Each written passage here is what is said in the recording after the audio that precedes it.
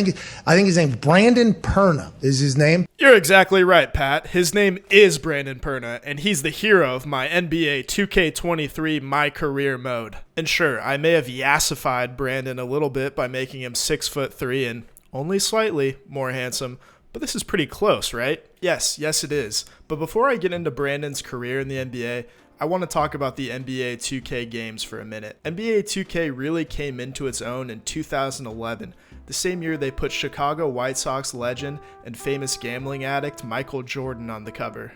2K11 was one of the smoothest, most intuitive sports games I had ever played, and in my early high school years, playing 2K with my friends really took some of the sting out of not talking to girls and not being good enough to play on a real basketball team. But over the years, 2K has lost some of its beautiful, simplistic elegance, trading it in for microtransactions, some of the most annoying dribbling mechanics of all time, and a bizarrely convoluted career mode. Listen, man, I don't give a fuck about Jake from State Farm. I never have. I just want to hoop. Plus, they used to have players do their own voice acting, and this is what it sounded like. Anything is that you have to tune out the noise. Only things that matter is what happened between the lines. That's right. We all have that attitude. The train will be rolling in no time. Let's do it. That a young buck like you could actually do the right thing and avoid getting his sorry butt kicked out the game. Back. He told me to chill. Sounds like a wise fella to win in this league. Wow, what a beautiful job by Dion Waiters. It's almost like he's a fucking basketball player and not a trained voice actor. Oh, and by the way, this clip you're watching is from the 2002 Oscars when famous pedophile Roman Polanski won Best Director. And yes, they all knew he was a pedophile when they stood up and applauded him. Oh, and who could forget B Fresh from NBA 2K18? Man, I just can't get enough of her. You know what I'm saying? I've never been behind the scenes before on this NBA thing. I was on the floor, yo.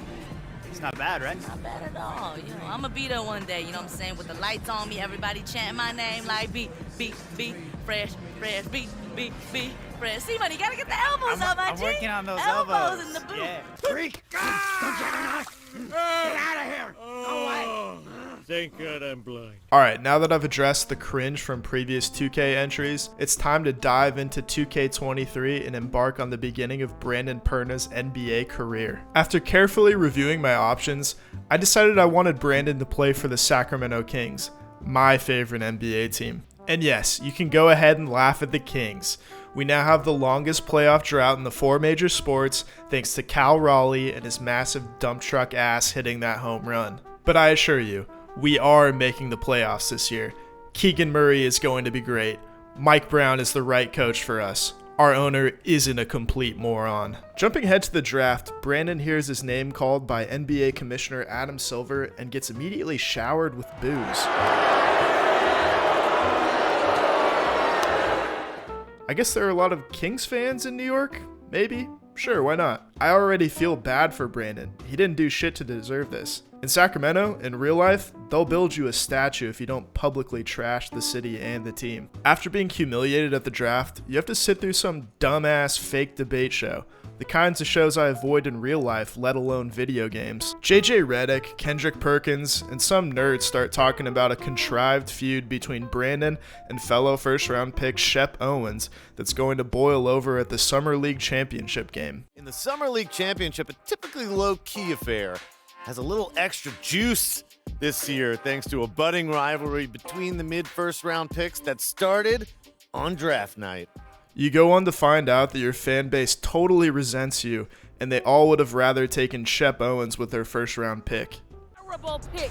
I want the entire front office fired! How y'all pass on Shep Owens, fam? Is you stupid? I'm not sure why I'd want to play for these dickheads who booed me on national TV and slandered me on Top Takes Daily, but if this game wants me to hate my fans, and by extension, myself, it's done a great job. Shep Owens himself takes a turn beating up on Brandon, and to be honest, it hurt me a little. The fans booing MP when they drafted him instead of you. I'm flattered, Nate, but I ain't surprised. I'd boo anyone who passed on me too, especially for MP. Yo, tell him. I mean, dude got rec league athleticism. Oh, rec league, you hear that? Now, how can you say that when he's been a winner everywhere he's gone, Shep? Yeah, so far. But at the NBA level, my talent's generational. Let him know. My style's impeccable. Impeccable. Perfect. There's no one else like me. Nobody. One-on-one. They're gonna regret drafting him over me. Watch. Facts. I can quote that. Absolutely. Quote him. The man said quote him. Go quote him. Quote him. Why you still here?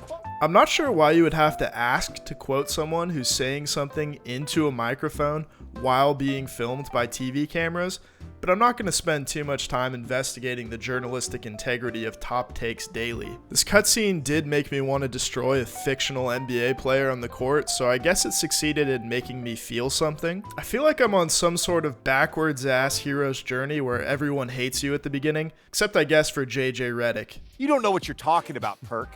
And if it was such a huge mistake, why did 18 teams pass on Shep?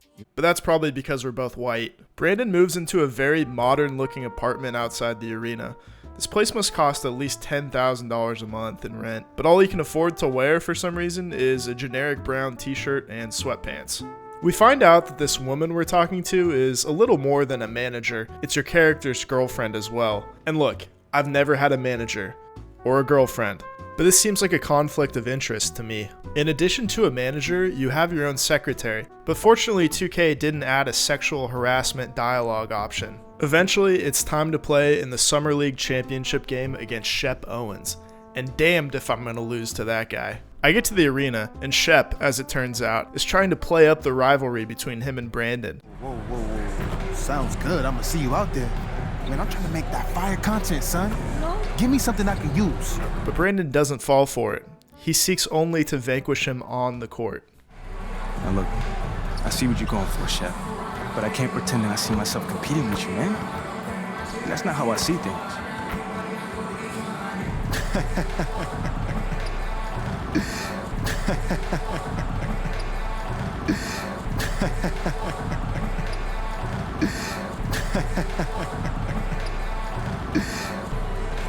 We're literally about to play for a chip. You don't see yourself in competition with me?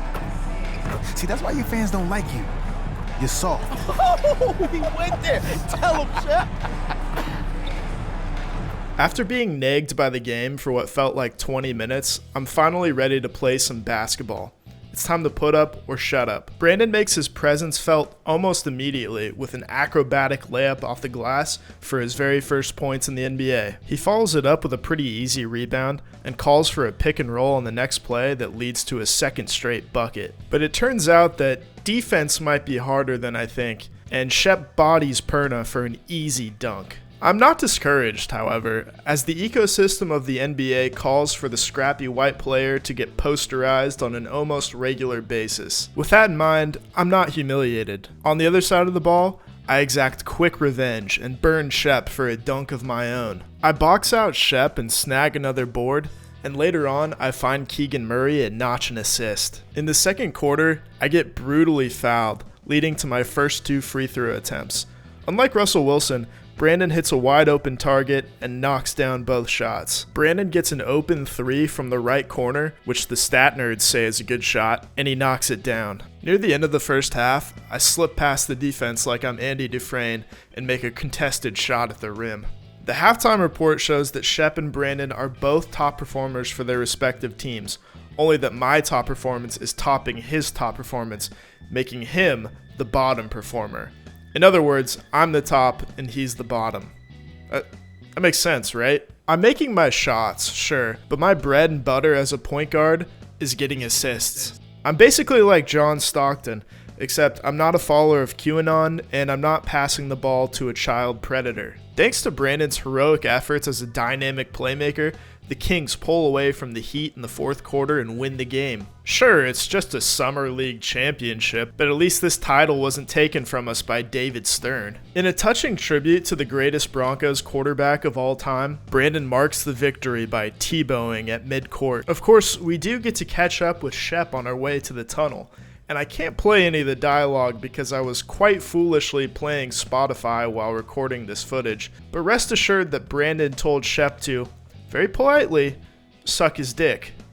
And now that I'm reaching the 10-minute mark of this video, that's where we're going to leave this one off. Thanks for patiently waiting through my hiatus as a video creator and sticking with me. I'm making more content soon.